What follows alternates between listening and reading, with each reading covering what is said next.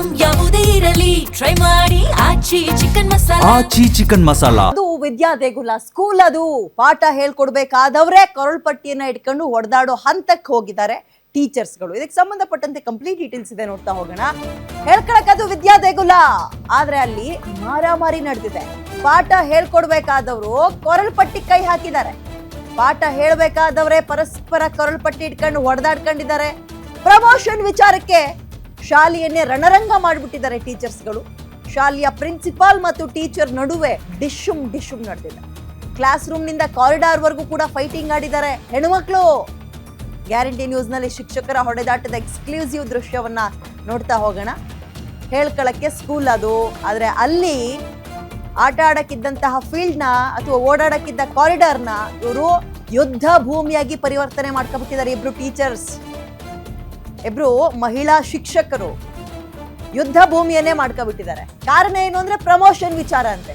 Promotion ಕೊಟ್ಟವ್ರು ಯಾರು, promotion ತಗೊಂಡವ್ರು ಯಾರು, promotion ಯಾರಿಗೋ ಸಿಕ್ಕರೆ ಇನ್ನೊಬ್ರು ಯಾಕೆ ಕೊರಳ್ಪಟ್ಟಿ ಇಟ್ಕೋಬೇಕು?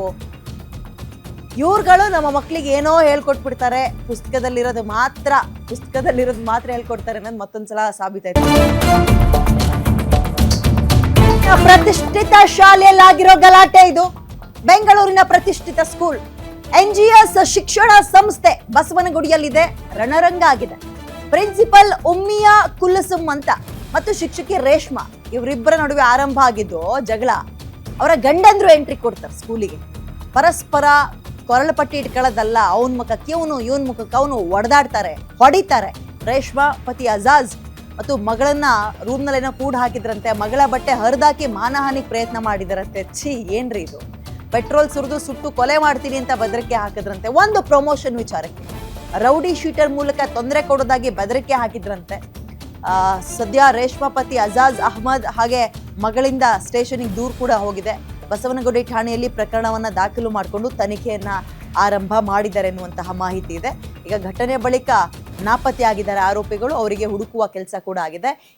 ಇವಾಗ ಏನ್ ನೋಡ್ತಾ ಇದ್ದೀರಿ, ಯಾವುದೋ ಮನೆ ರೂಮ್ ನಲ್ಲಿ ಆಗಿರೋ ಗಲಾಟೆ ಅಲ್ಲ, ಸ್ಕೂಲ್ ನಲ್ಲಿ, ಶಾಲೆ, ನಮ್ಮ ಮಕ್ಕಳನ್ನ ಓದಕ್ಕೆ ಅಂತ ಕಳಿಸ್ತೀವಲ್ಲ, ಅಲ್ಲಾಗಿರೋ ಗಲಾಟೆ. ಯಾರು ಪಾಠ ಹೇಳ್ಕೊಡ್ಬೇಕಾದವ್ರು ಮಾಡ್ಕೊಂಡಿರೋ ಹಲ್ಕಟ್ ಕೆಲಸ ಇದು.